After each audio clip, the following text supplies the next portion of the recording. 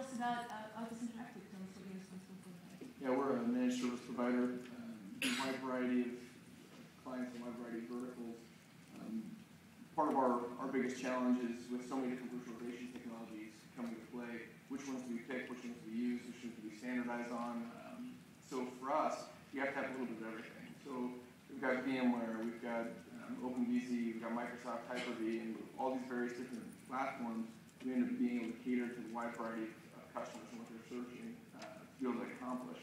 So that's a big core of what we do, is be able to diversify as much as we can without overstretching our support resources to maintain those environments functioning the way they should.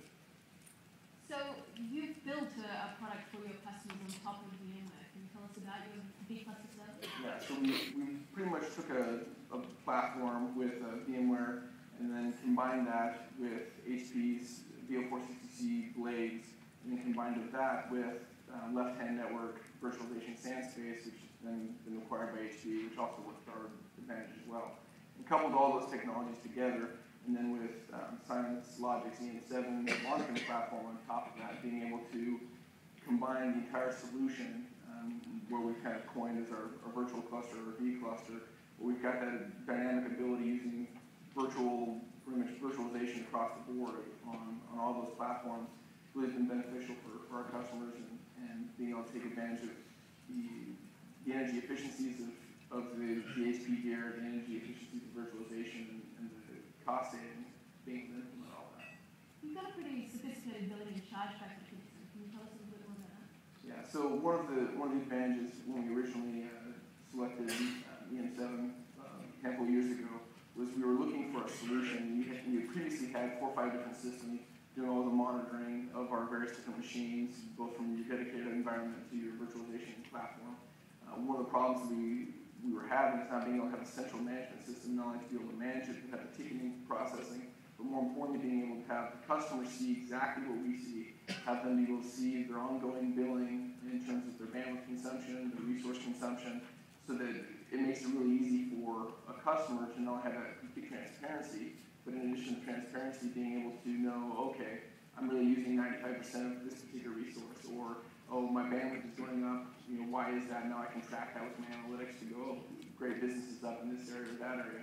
So from our standpoint, we want to be able to provide that transparency so that the customers themselves could see exactly what we were seeing, realizing they're only paying for what they're actually needing and using. And then in addition to that, as they would grow, we could grow with them. And there wasn't any of these clouds of myth of what's actually happening, what am I really paying for. But the other big key advantage for us is being able to have the ability to set up a customer with exactly the resources and environment they need to grow when they need to grow, and not have any fit packages that they have to fit into. They can really get what they want. There isn't a specific, oh, you fit in this package or this mold. They can be completely customized to what they're looking for. So that's really been beneficial for us. So this is a lot of what's traditionally considered enterprise software. Science Logic, VMware, all built for use within an organization, not within a managed service provider. Have you had to struggle with scaling that software? Have there been any issues around that kind of adoption? Initially there were some challenges from a licensing perspective. As being able to play in both space from the Microsoft standpoint, they've done a great job with the service provider license agreement, being able to provide those licenses, and with the data center licensing and so forth on the Microsoft side, it's been fairly easy in that aspect. From the VMware side, originally, we implemented it 3 or 4 years ago. We had a challenge in terms of economy of scale. The initial upfront cost for all of the bells and whistles that we needed from the VMware side, we're dropping thousands and thousands of dollars in licensing to be able to provide that to a customer that may only be paying $99 a month. And so there's a real struggle with the economies of scale. And we took advantage not only on that front, but we kind of used Microsoft as the leverage, saying, look, this is what they've been doing. We've been doing this with them for years. Can you help us make this happen? When Microsoft is your cost-effective exemplar, you know you're a problem. Yeah, exactly. And so we ended up pushing, worked within the VMware channels that we had, become one of the first VMware service providers to be able to provide that same set of cost mechanism so that we could pay for VM instead of pay for the individual infrastructure to support that think on the storage side, that was the next big hurdle. How can we scale and make that piece happen? And so when we originally engaged with Left Hand, that was one of the things that we were also interested in being able to pay as they go, just like our customers pay as they go.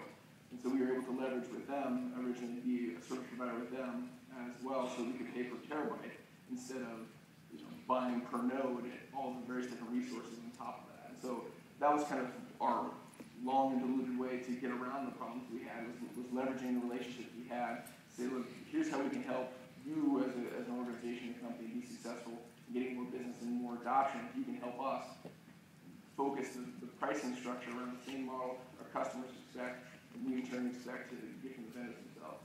Dan, you've got a very frustrating story about virtualization in your managed service provider industry, the licensing issues there. Well, it's an outsourcer, and our outsourcing contract was really not structured around virtualization. From a server standpoint, the price with a contract is written is per CPU, and they don't recognize virtualization, and we have not come to an agreement on how we can share the savings of virtualization. So we've actually gone from a highly server virtualized environment to we've been getting rid of it because of the contract.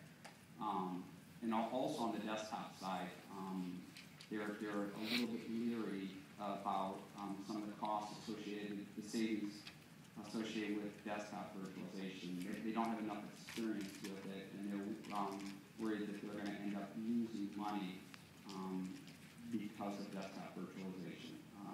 I believe once they get more experience with it, it'll be a win-win situation where both the outsourcer and our organization will both be able to share the savings. So how do your enterprise software vendors help? I mean, in each case, the enterprise software vendors are critical partners, and what can they do that makes you more successful, and what can they do that makes your job harder? I know from my standpoint, in healthcare, you just have to run a lot of applications. It's just the way it is. And they're very specific applications, like Eclipses and Magic, very unlike hospitals really like many businesses under one roof. And the needs of cardiology are so much different.